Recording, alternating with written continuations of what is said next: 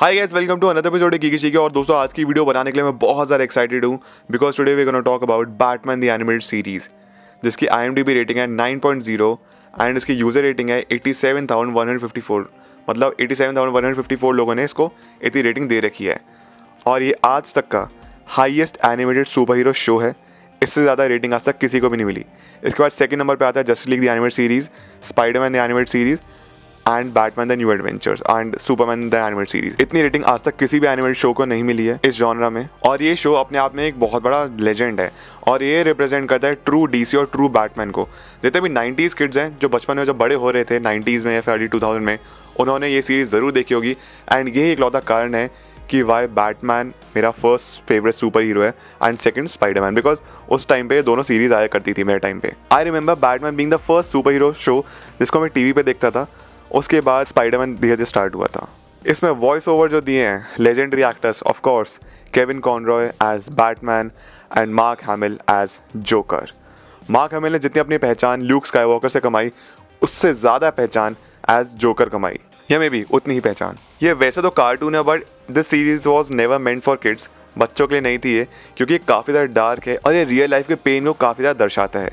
इस सीरीज को dark theme और डार्क टोन देने के लिए इसकी स्केचिंग एक्चुअली ब्लैक पेपर पे की गई थी ताकि इसका लुक ही एक डार्क आए। अगर if you really want to watch something out of this world, अगर आप चाहते हैं कुछ आप बाप लेवल कुछ कंटेंट देखना चाहते हैं, तो आपको इससे बेटर कुछ नहीं मिलेगा।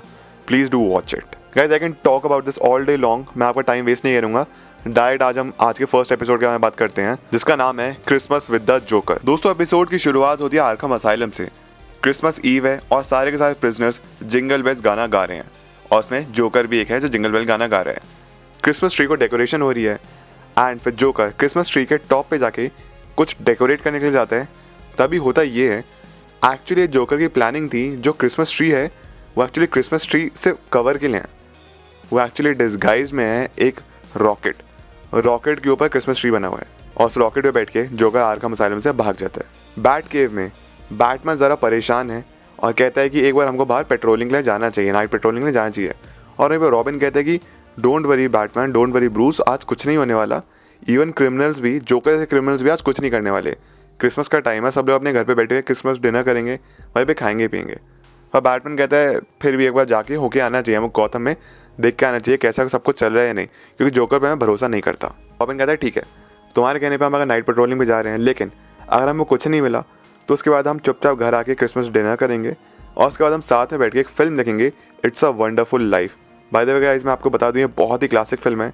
इसकी 8.6 रेटिंग है IMDb पे और ये 1946 में आई थी। उसके बाद बैटमैन कहता है ठीक है, अगर कुछ भी नहीं प्रॉब्लम हुई तो ठीक है, जैसा जो तुम्हारा प्लान है उसको हम फॉलो करेंगे। बैटमैन रॉबिन निकल जाते हैं पेट्रोलिंग पे, पूरा गौथम सिटी छान के आ जाते हैं।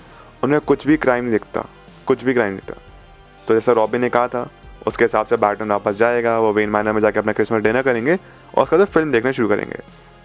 होता भी यही है, जो वेन मैनर वापस पहुँचते हैं तो बैठ के अपना डिनर करके फिर फिल्म देखने शुरू करते हैं। तभी होता ये है कि सामने टीवी पे सडनली कुछ ग्लिच आता है और हर जगह जोकर आता है टीवी पे। मतलब चैनल चेंज करने की कोशिश करेंगे तो नहीं हो रहा है, जोकर ने कब्जा कर लिया है सारे चैनल्स पे। जोकर आता है अपनी प्रेजेंटेशन के साथ और बोलता है कि मेरी तरफ से आप सबके लिए एक स्पेशल प्रेजेंटेशन है, इसका नाम है Christmas with the joker. Batman robin जहाँ से वो सिग्नल आ रहा है उस सिग्नल की तरफ पहुँचने की कोशिश करते हैं। वेयर एज जोकर का जो क्रिसमस स्पेशल है उसमें हुआ ये है कि जोकर ने 3 लोगों को किडनैप कर रखा है, कमिश्नर गॉर्डन, समर ग्लीसन और हार्वी बुलक। और उन तीनों के तीनों को उसने बच्चों के कपड़े पहना रखे हैं। और जोकर बैटमैन रॉबिन से कहता है कि मैं तुमको डेयर कर रहा हूँ कि इनको मिडनाइट से पहले, आधी रात से पहले बचा लो, वरना सारे के सारे मारे जाएंगे। तभी हमको पता चलता है कि जोकर के 2 गुंडे हैं, 2 आदमी, इसका नाम है डॉना और ब्लिट्जन। एक ट्रेन का ब्रिज है, वो उसको उड़ाने की प्रिपरेशन कर रहे हैं। उससे होगा ये कि बैटमैन रॉबिन बिजी हो जाएंगे उस ट्रेन ब्रिज को बचाने के लिए, ट्रेन को बचाने के लिए। वहीं पे उनका टाइम खत्म होता जाएगा, मिडनाइट हो जाएगी और बैटमैन रॉबिन उन तीनों को बचा नहीं पाएंगे, यानी कि हार्वी बुलक, कमिश्नर गॉर्डन और समर ग्लीसन को बचा नहीं पाएंगे। और यहीं पे हमको पता चलता है समर ग्लीसन, जो कि वन ऑफ द विक्टिम्स है, इसको जोकर ने किडनैप कर रखा है। जिस ट्रेन को जोकर के आदमी उड़ाने वाले हैं उस ट्रेन में समर की मॉम भी ट्रैवल कर रही है। बैटमैन अपनी बैटमोबाइल टर्न करते हैं और जहाँ पे वो ब्रिज एक्सप्लोजन होने वाला है वहाँ पे जाके पहुँचते हैं। उसके बाद होता ये है कि रॉबिन जो है वो पैसेंजर कार जितनी भी है उसको मेन इंजन से अलग करता है और बैटमैन जाता है जो मेन इंजीनियर जो ट्रेन को चला रहा है, जो लोकोमोटिव सेक्शन में है, उसको बचाने के लिए। जोकर को इस चीज़ को लेकर बहुत गुस्सा आता है जब बैटमैन उस ब्रिज को एक्सप्लोड होने से उस ट्रेन को एक्चुअली बचा लेते हैं। तो और उसके बाद जो उसकी स्टूडियो ऑडियंस थी, जो कि एक नकली सी ऑडियंस थी जोकर की, उन सबको फोड़ देता है।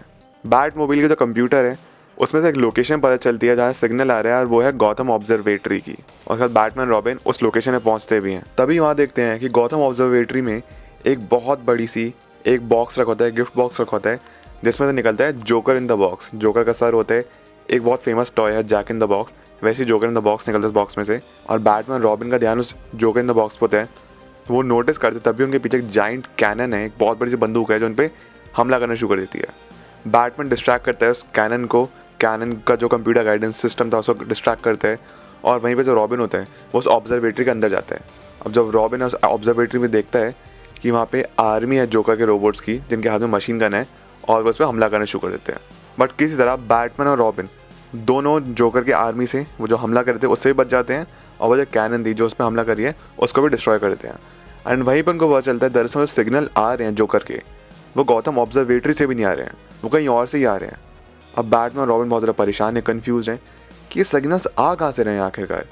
और आधी रात होने में 12 बज रहे हैं, सिर्फ 2 मिनट बचे हैं। तभी वो अपनी बैटमोबाइल में होते हैं, और वहाँ पे एक वीडियो प्ले होती है जोकर की, जिसमें हम देखते हैं कि जोकर के पास एक डॉल है, बेटी ब्लूपर नाम की डॉल, वो उसको चलाता है, और गौथम सिटी का मॉडल होता है कार्डबोर्ड का, उस पर जाके वो अटैक करती है। तब ये बैटमैन और रॉबिन सोचते हैं कि जो बेटी ब्लूपर डॉल थी काफ़ी साल से, लगभग 14-15 साल से बनी नहीं है। तो इसका मतलब ये हुआ कि लैफ्को टॉय फैक्ट्री, जहाँ पे बेटी ब्लूपर डॉल्स बनती थी, वहीं पे जोकर प्रेजेंट है। उसके बाद बैटमैन रॉबिन लैफ्को टॉय फैक्ट्री पहुँचते हैं। बैटमैन रॉबिन जब जैसी फैक्ट्री पहुँचते हैं, वहाँ बहुत बड़े से विशाल रोबोटिक सोल्जर्स होते हैं जिन पर अटैक करते हैं, और उनमें से निकलते हैं इलेक्ट्रिक एयरप्लेन्स। बैटमैन रॉबिन उन सोल्जर से भी लड़ते हैं, और बैटमैन एक बेसबॉल बैट इस्तेमाल करता है उन एयरप्लेन्स को तोड़ने के लिए। जैसे वो रोबोट और एयरप्लेन से लड़ते हैं, ख़त्म करते हैं उनको, तभी पीछे से 2 स्नाइपर होते हैं जिनके पास बंदूक होती है, वही बैटमैन और रॉबिन से आके लड़ते हैं। पर उनको भी बैटमैन रॉबिन किस तरह डिफीट करते हैं, उनके ऊपर बहुत बड़ा टेडी बेयर गिराते हैं, जैसे वो नीचे दब जाते हैं। अब फाइनली बैटमैन रॉबिन पहुँचते हैं जोकर के पास। अब हुआ क्या है, वो जितने भी तीनों हॉस्टेजेस हैं उनको जोकर ने बांध रखा है एक रस्सी के थ्रू, और उनके नीचे है लावा, और वो वो रस्सी काटने ही वाला होता है। जैसे ही रस्सी कटेगी वो तीनों के तीनों हॉस्टेजेस नीचे आके लावा में जल जाएंगे। पर बैटमैन जंप करता है और उन तीनों के तीनों को बचा लेता है, और बैटमैन जोकर के पीछे भागता है। पर यहाँ पे होती है जोकर की एक बहुत बड़ी बेवकूफ़ी।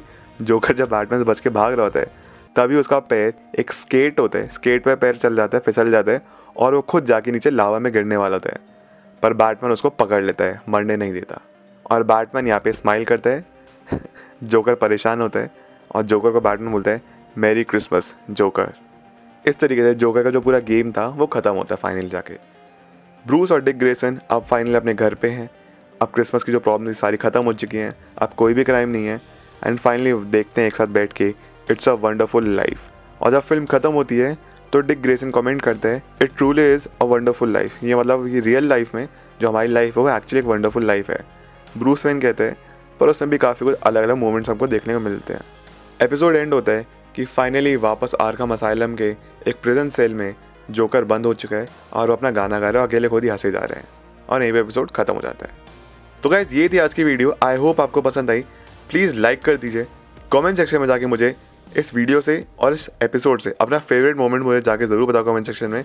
सब्सक्राइब कर दो चैनल को अगर आप नए हैं तो, बेल आइकन दबा दीजिए ताकि आपके पास नोटिफिकेशन आ जाए मेरी नेक्स्ट वीडियो का, और इस वीडियो को शेयर करिए। मिलता है आपसे नेक्स्ट वीडियो में, अपना ख्याल रखिए। Thank you so much, take care and remember I am Batman.